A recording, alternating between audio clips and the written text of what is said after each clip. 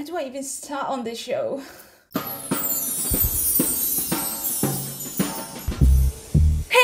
People, how are you all doing on this fine morning, afternoon, evening, whenever it is you're watching this? I'm just coming out of a post-show depression to report what it is like to see Frozen the musical. Quick break on our regular reaction schedule to tell you if the show is worth a £100 ticket or if a £20 back row ticket will suffice. Even though it's sort of a reaction video because this was also my first ever opening night and I was so high on theatre.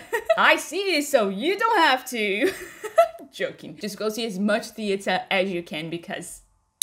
So care to join me to the opening night of Frozen? I'll tell you everything from what the show was like to the little surprises they had for the audience. Let's go!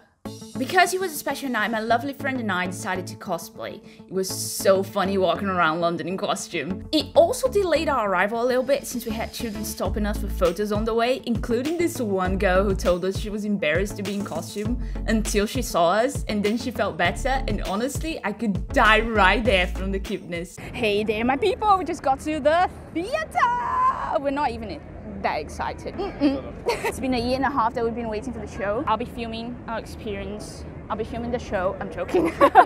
Kicked out before we even go in. Just stay tuned. For starters, the Royal Theatre Drury Lane was recently renovated and just walking inside the building was an experience in itself. It really felt like we were in their castle with the big paintings and everything. Only absolutely packed with very excited fans, including us. We just got in and it's absolutely packed. I'm so excited now because the vibe is so good. Everyone is so excited, especially the children. We got them to print our tickets for us for a very small charge, which for me was way better than any of the overpriced merch. But if you have some cash to spare, the stuff in the shop is really cool, and this may have been an opening night thing, but the shop was way less crowded after the show, so I'd recommend waiting till the end. Now let's talk about the show. Plot, cast, staging, my favorite things, my least favorite things, I'll cover everything. But warning, the video will turn black and white every time there are spoilers, so if you want a spoiler-free review, just skip the black and white bits and you'll be safe. Well, the plot is literally the first movie, with minor modifications to work on stage, of course. But if you enjoy the film, you'll probably enjoy this too. Maybe even more since you're seeing the thing come to life before your eyes in such a magnificent way. And here's a little something that you may not want to know if you don't want spoilers. They actually managed to incorporate some of the elements of the second movie as well, which was really nice. I personally like the second movie way better, so the Easter eggs and the little references were a real treat. Because they have to condense the plot in a way and tell you through a song, the show felt way more in-depth in terms of exploring the sisters' connection with each other and their individual feelings as well. The story is okay. If you haven't seen the movie and you don't want spoilers, please skip this part. But my favorite thing about this story will always be the end when they realize that it's their love for each other that will save them. Not a princess kiss, which is a big slap in the face of classic Disney. Other than that, the story is okay. To be completely honest, it's quite easy to ignore the plot when you're too busy being blown away by the way they transform the stage and the little tricks they do to ignite the childish joy in us. And speaking of staging, I can't even begin to explain what you'll experience. It's magic.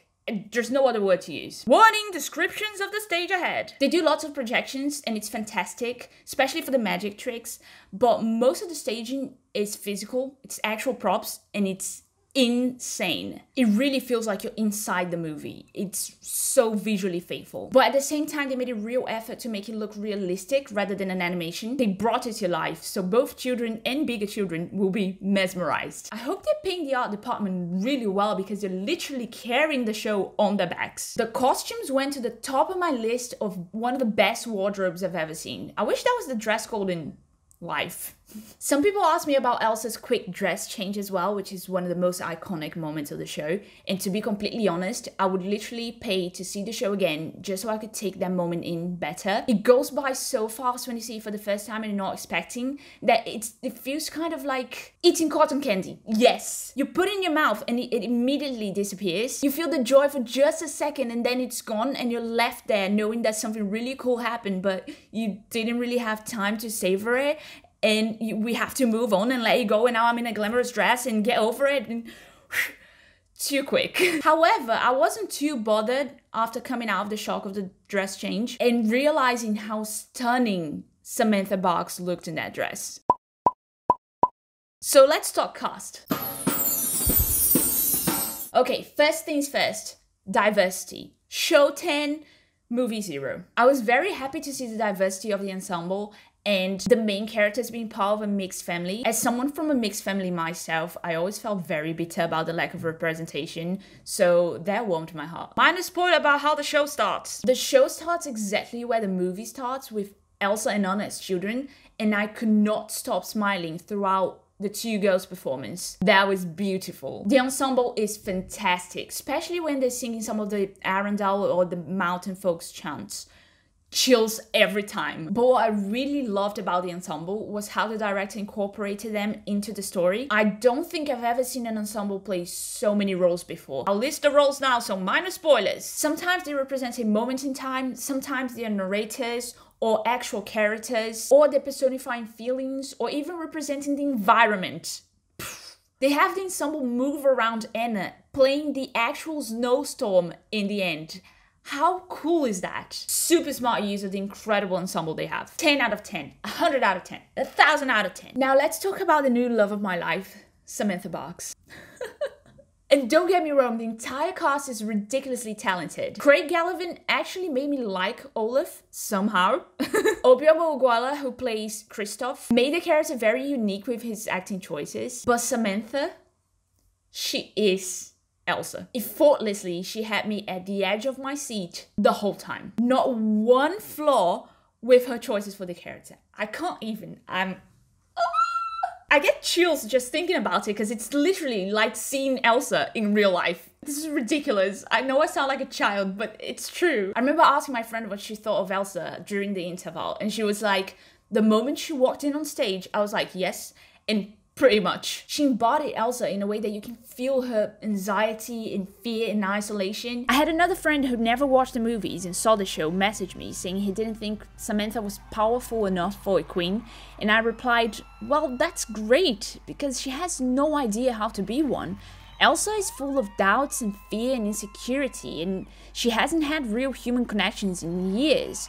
She is totally broken, and Samantha Box understands that. She takes advantage of those nuances of the character. It takes a lot of concentration to stay in a character's mindset the whole time and make the audience connect and empathize with the emotions you're essentially faking, but that end up feeling so real when you play them right. And that's it. Elsa feels real because Samantha mastered her emotions. If you're not going for the show, go for Samantha. You will not be disappointed.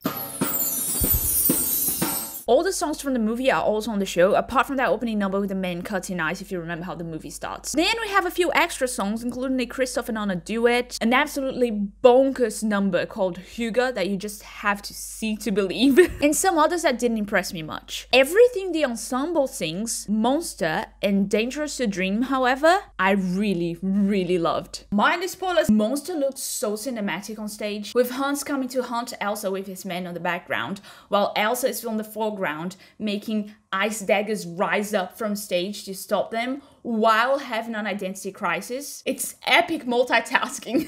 On Dangerous to Dream, the way the song develops from anxiety to fear to hope was probably my favorite narrative choice of the show. I love when songs have a full-on plot in themselves. Elsa starts it absolutely sure that dreaming of freedom is dangerous for her, and ends by asking herself, but is it really dangerous to dream? It's literally a story within a song. I loved it.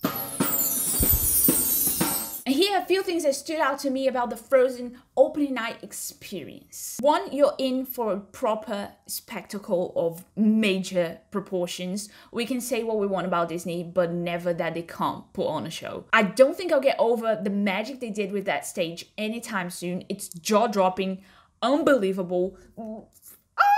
Two, there's lots of cheesiness and cliches. It's Disney after all, but the core message that love comes in many shapes and doesn't always necessarily have to be romantic is very refreshing and quite important, and I am so here for it. Three, the staff of the theater was an absolute delight. They need a shout out. And four, the cherry on top. When we came out of the theater, it was snowing outside. It was magic. We actually saw the fake snow from inside the building, and we literally just ran like children outside to a crowd of people just enjoying the snow and having a lot of fun and singing Let It Go the top of their lungs and just having the best time. We actually stayed there for another hour because the energy was so good we didn't want to leave. And then Charlie, one of my subscribers, came to talk to me, which just made my night. And I just want to go back.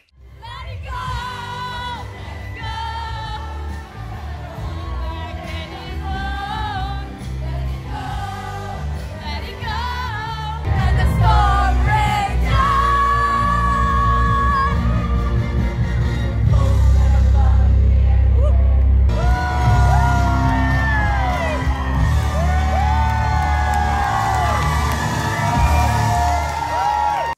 What a night, and the show is so worth it. Well, I hope you enjoyed sharing this experience with me, and I hope you enjoyed Frozen when you go to see it, because it's so worth it. The production itself is worth the ticket, so go. If you've seen the show, let me know what you thought in the comments. If you're planning to see it, let me know what you're expecting, and I'll see you next time to conquer the world of musical theatre. Keep singing. Ciao!